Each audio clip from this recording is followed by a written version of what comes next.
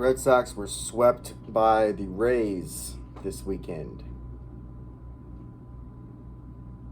The Rays moved into first place.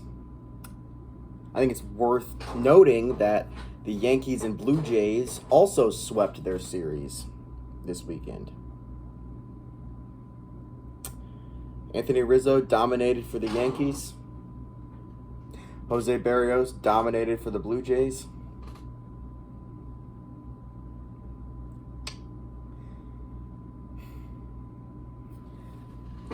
Sometimes I hate being right. This hurts. It especially hurts because it was so easy to see coming. And because it's a perfect demonstration of what I've been talking about all season long. The Red Sox starting pitching flat out failed the team this weekend. This is not the first time that this has happened. It will not be the last.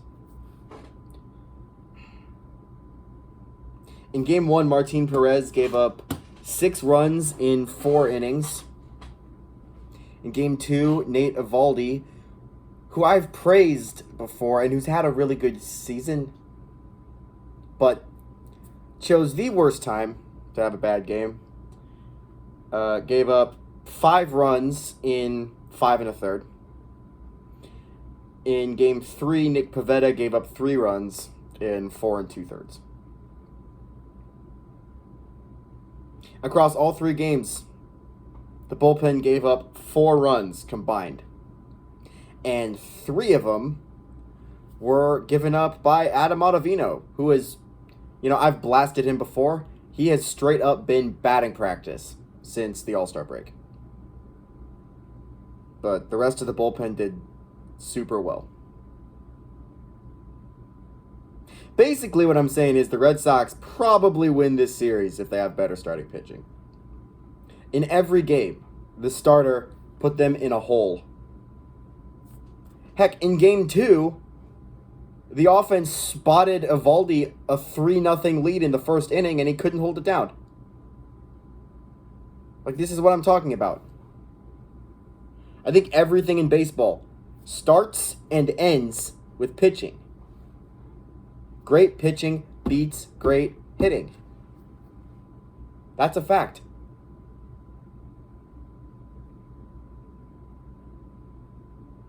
I know the Rays are a good team. Heck, I'd even call them a great team. But your team is in first place at the trade deadline.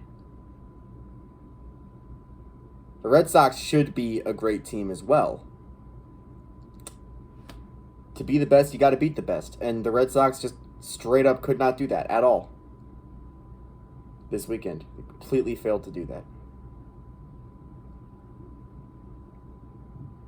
And I really hope Kyle Schwarber makes an impact when he comes back and gets healthy and is able to actually play for the Red Sox.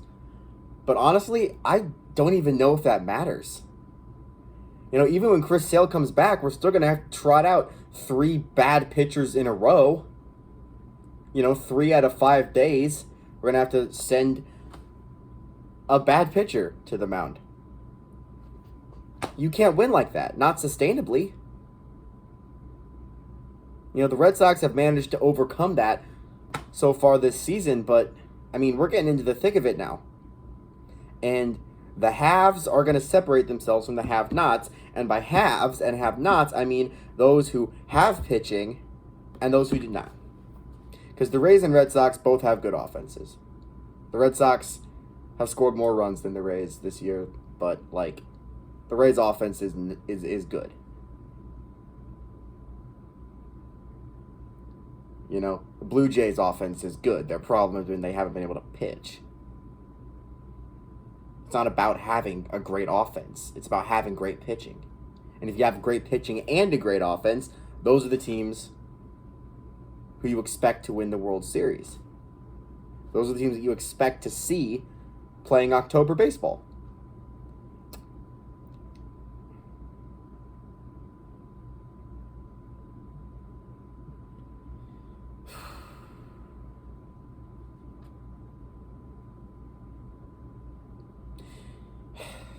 Yeah, Chris Sale can't come back soon enough. And I say that, that's assuming that he's still the guy that he was before the injury. Maybe he won't be, There's a chance he won't be. I hope he is. But like I said, even if he is, it's 3 out of 5 nights that we're going to have a bad pitcher on the mound. And if he's not that guy anymore, this team is in deep, deep, deep trouble. Like, doesn't make the playoffs after being in first place by the trade deadline trouble. We have the day off tomorrow, and then we get to send, we get to send out the wonder trio of Richards, Rodriguez, Perez against the Tigers, who have been playing surprisingly good baseball in the second half.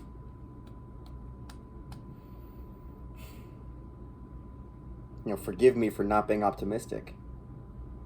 The bar for pitching is on the floor.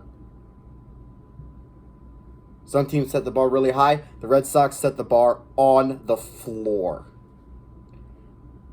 Let's see how these guys can manage to dig underneath it. Go Red Sox.